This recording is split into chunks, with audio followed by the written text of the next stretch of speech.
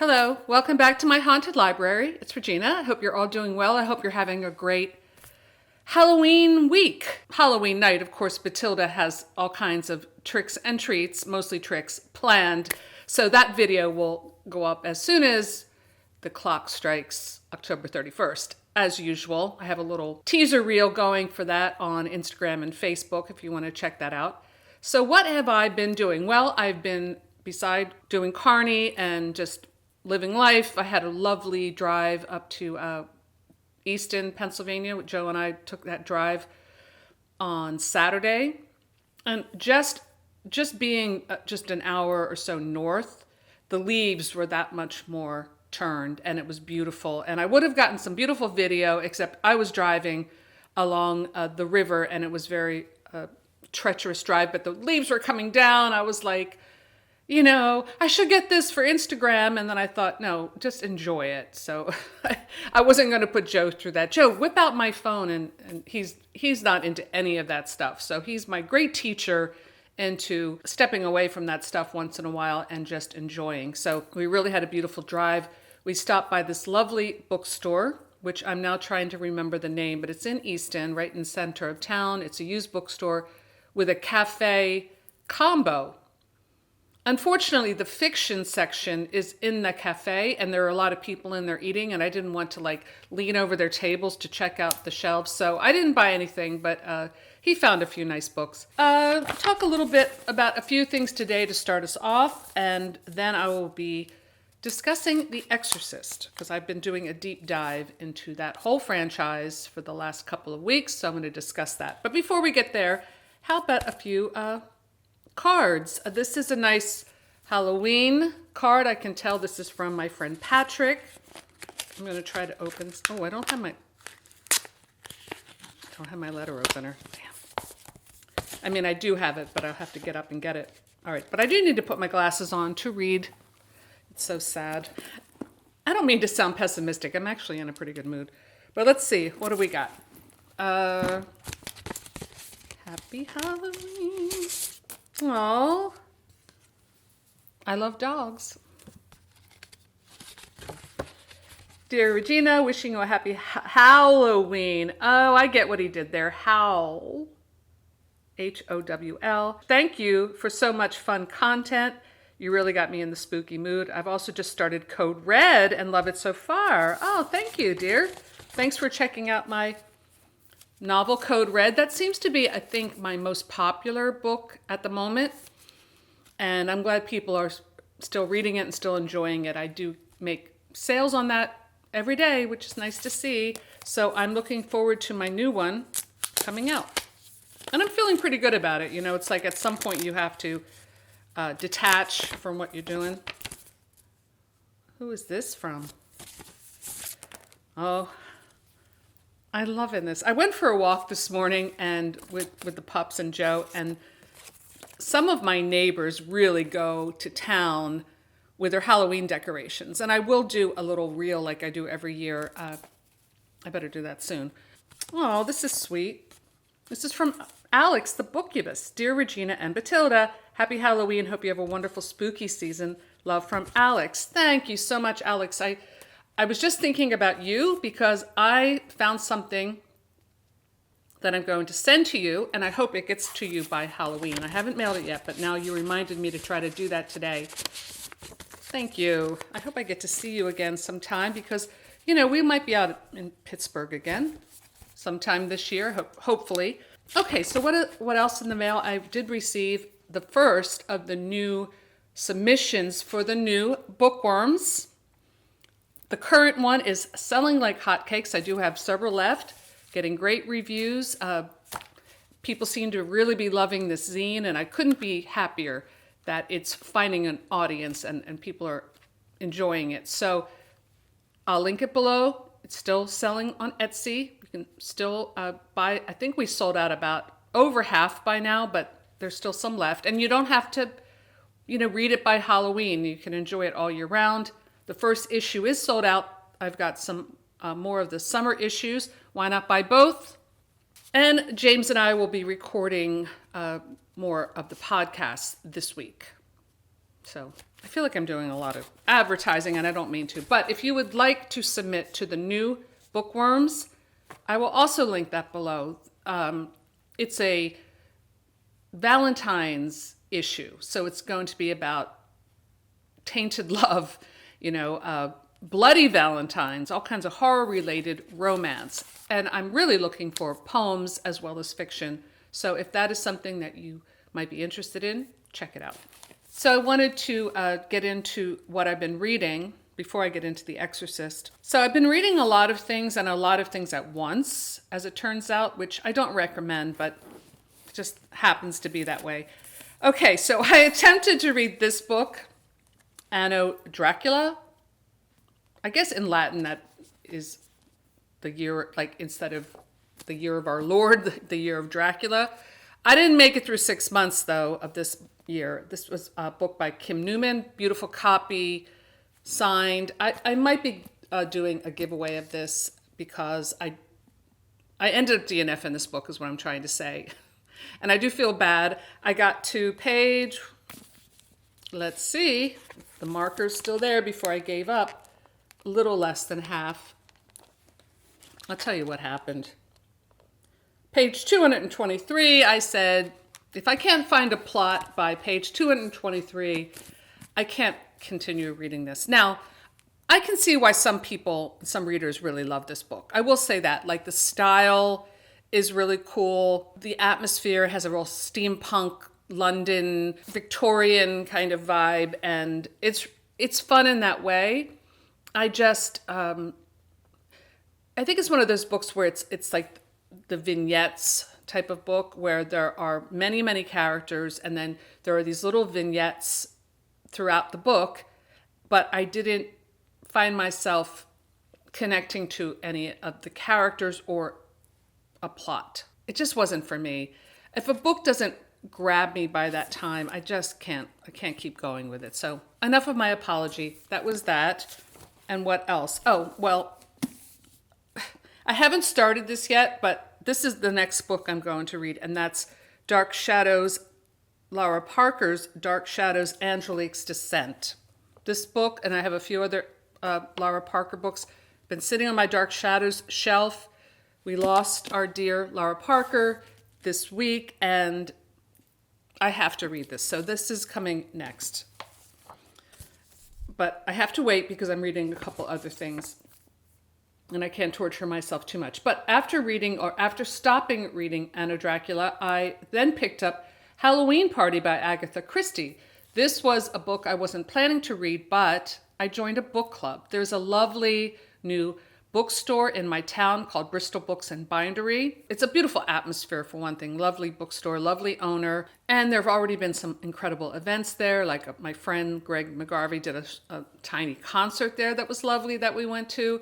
And I signed up for a book binding workshop for November that I'm really excited about. I've never done that. Well, I say never. In high school, I had a really great art teacher and we did a unit on book binding and I never forgot it. I still have the book that I made. It was like a fantasy book I drew dragons and it had dragons on the outside, and that binding stayed together because I really took it very seriously. So I'm excited to revisit this craft and really learn something. So I'll let you know more about how that goes.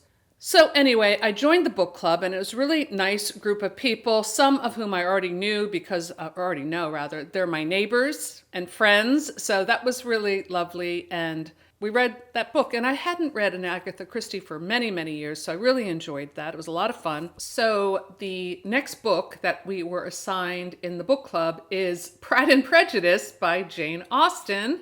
So I bought myself a really nice copy from that bookstore, and beautiful copy. And when I sat down to read it, I'm like, I'm really not in the mood to read Jane Austen because it's Halloween season. I want to read horror. It's a classic. I'm going to be bored and, going through that whole thing. Well, let me tell you, by the end of the first paragraph, I was pulled right back into the story. That's what good writing is. So I'm about halfway through that and I love it. It's great. It's great. It has nothing to do with horror, but what a novel, and so much to learn from that novel. So maybe when I finish, I will do a video discussing it a little bit. Okay, and then I'm also co-reading two other books. Psycho by Robert Bloch. I finally started reading Psycho. I'm almost done. It's a very short book and it's great. I'm really enjoying it. It's kind of a weird thing to be reading along with Pride and Prejudice, but that's just the way my mind works. It's great. I'll talk about that when I'm finished. And because I am doing this Exorcist deep dive, I just started reading The Exorcist again by William Peter Blatty, and I'm about halfway through that. So let's talk about The Exorcist. I'm finally here. So I thought I would rank all the Exorcist films because I just watched them all in the last couple weeks. What got me into the deep dive was how much I hated the new film, The Exorcist Believer. Saw that at the movie theater a couple weeks ago. I was inspired to go see it after seeing Grumpy Andrew's Horror House, his video. And he went on a wonderful rant about it, how much he hated it. So I kind of went in thinking, well, it can't be that bad. It was. It really was bad. But watching it made me go back and revisit the original Exorcist movie, which I watched the original cut, which is my preferred cut. Of course, I've seen that movie many times, and rereading the book, and then decided to watch all the other Exorcist films, not the television show. I have never seen any of the television show. I probably will check that out at some point, but no, I haven't. So this is just the films rather. So I thought I would do my ranking from worst to best. Okay, so watching all these films actually was really an interesting experience because they're so different from each other and there's not a lot of cohesion between these films for a franchise that you would expect. All right, so there are 6 films that I know of. So starting with the worst is, you would think it might be Exorcist 2, because not only is that considered the worst Exorcist movie, but some people have ranked that the worst movie of all time. But no, I'm going to go with The Exorcist Believer, 2023, directed by David Gordon Green. Now, if you want my uncensored opinion, I'll link my Patreon vlog, which you can watch for free, below, where I discuss my initial gut response to this bad film. But yeah. The more I think about this movie, the worse it gets. Only that it's so not The Exorcist. The Exorcist is a very serious story and a very serious film and a very serious book. It's about a very serious topic. It's really about faith. It's not about green puke and heads spinning and this kind of thing. That was part of the sensation of the movie. And yes, the shock value is definitely there. Which every horror movie, I think, every horror story needs a little bit of gruesomeness to be horror. Or something scary, let's put it that way. But this film didn't get any of the depth and made no attempt to delve into those depths, which is why I gave it the lowest ranking. Because, and then moving on to number 5, and I'm not going to spend too much time on every single one of these films because I know that I've already talked a long time already about other stuff, but here we go. At least Exorcist 2, which I'm ranking number 5, The Heretic, as crazy and ridiculous as that movie is, and rewatching it, my mouth was dropping because it had been a long time since I'd seen that movie. And as I'm watching it, I'm thinking, did I watch this when it came out? It's so long ago, I don't remember, but I do remember Linda Blair being in it, like how she looked and, her teenage cuteness. But I had forgotten like how wacky this movie is. It is so crazy. And, I should mention that I will have some spoilers going forward when I discuss these films. A few maybe, but yeah, The Heretic is a crazy film. The reason it does not get my worst rating is because at least it is a glorious failure. Like John Borman directed it. Now, I don't know exactly what happened. I do remember reading a biography on Richard Burton that he, in making the heretic, he was drunk all the time and he had no idea what the heck he was saying or what the movie was even about. Linda Blair, who's very cute, and I do like some of her outfits. Her line readings just seem very amateur. Louise Fletcher, who received an Oscar for her incredible performance in One Flew Over the Cuckoo's Nest. Her delivery is really flat. Kitty Wynn, who reprises her role as Sharon from the first Exorcist, is also kind of lost, and I do really like her. If you've ever seen her in a Panic in Needle Park, she was not a big name star, but she was kind of a minor star at that time in the 70s. And her, I don't know, her character's just lost. Maybe it's that really bad haircut she has. I don't know, but it's so crazy. And then there's that weird part with James Earl Jones, and it's like a weird acid trip from hell. It's probably one of the strangest movies I've ever seen, but I found it sort of fascinatingly bad. So it's better than Believer, which is just dumb. I'll take a glorious failure over a movie that doesn't care any day of the week. Okay, and so the next two are two interesting films because these are the infamous prequels. The Exorcist: The Beginning in 2004, directed by Rennie Harlin, and Dominion, prequel to The Exorcist 2005, directed by Paul Schrader. So my next ranked one is, after The Heretic, is Exorcist: The Beginning. I thought I had seen both films before, but I actually had only seen this one before. And watching these two films back to back is a very disorienting experience because you have two films shot around the same time with some of the same actors, but not all of the same actors, and the same script, kind of, like the same characters, the same plot, a different interpretation of the same story, I guess I should say. Both of these films star Stellan Skarsgård, who I really not only like as an actor, but have an enormous crush on. That's even more enormous after watching both of these films. I just think he's great. His sons are cute too, but the old man, he's at the top of my dance card anytime. He's very, very cute. And cute's not the right word, handsome. He plays Father Merrin, Lancaster Merrin. I think Lancaster Merrin would be a great name for like a goth band. It may have been done, but let me know if you agree. So this goes back to the original Exorcist that he references. Remember in The Exorcist, he did an exorcist in Africa. It nearly killed him. Father Merrin is actually in The Heretic too. I forgot to mention, and he's played by Max von Sydow, who recreates his role as Father Merrin young in kind of a bizarre scenes that don't make a lot of sense. And then now we're back to Father Merrin in this story. This movie, I don't want to give too much away or talk too much about it because just for time's sake, but this wasn't bad. It wasn't a bad kind of standard horror movie. It did not feel really like an Exorcist movie, but it was entertaining. Once it got to the demon part, when this female doctor, who's also in the next film, turns into the Pazuzu demon, I thought it was kind of cheap. The makeup looked dumb and not scary. So by the end of the film, I was and it started out pretty well, and then I was kind of like, but it wasn't too bad.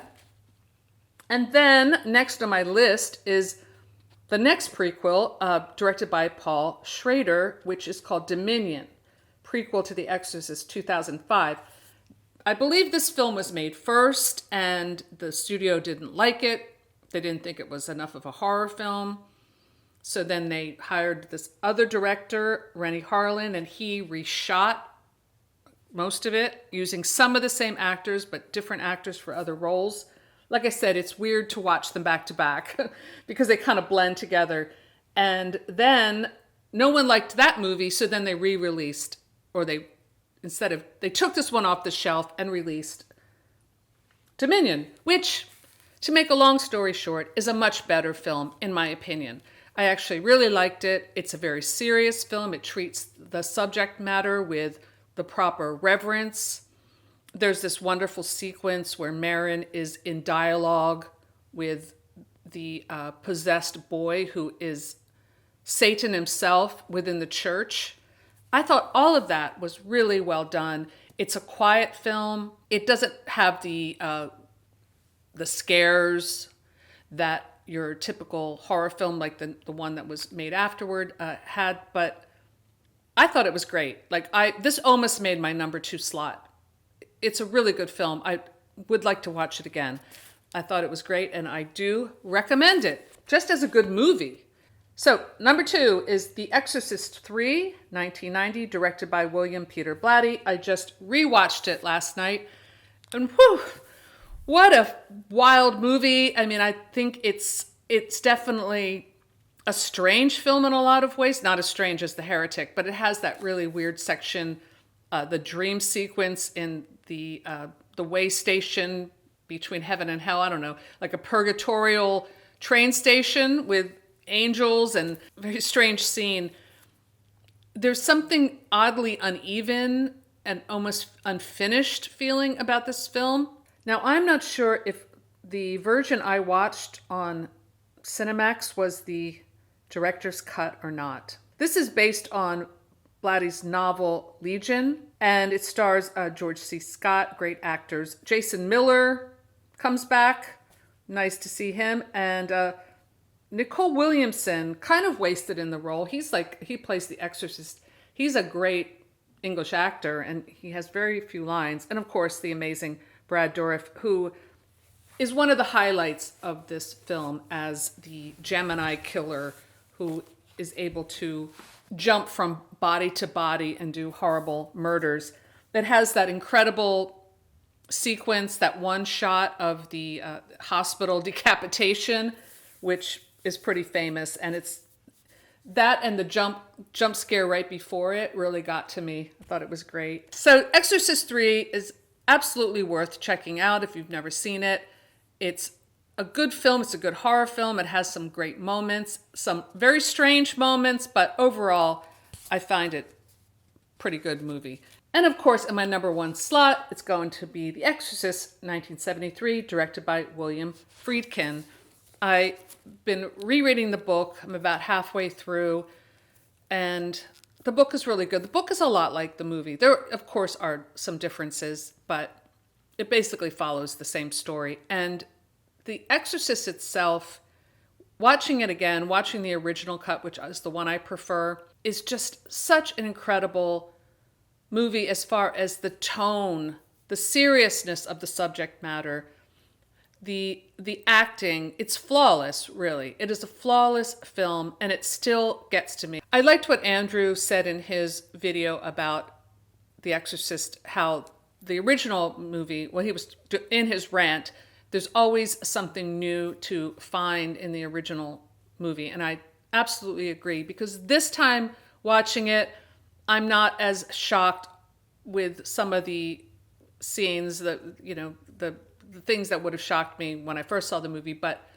I was very moved by the Father Karras character. He's so good, and I know Jason Miller didn't have like a huge film career. In fact, he was like a local guy. He worked in a theater, and I had a friend who worked at a bar in Philly, and I guess he was always hanging out there. But yeah, it's so good. It's such a great work of art, really. A great horror film, of course, and a great film and a great story. So I'm going to leave it there. If you have any comments about what some of your favorite Exorcist films are, maybe you've watched the prequels or some of the other films, let me know in the comments below. I would love to hear your thoughts.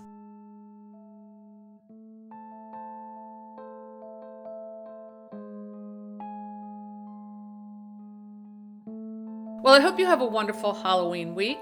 Stay safe, have fun, and I will see you next time in my haunted library. Bye.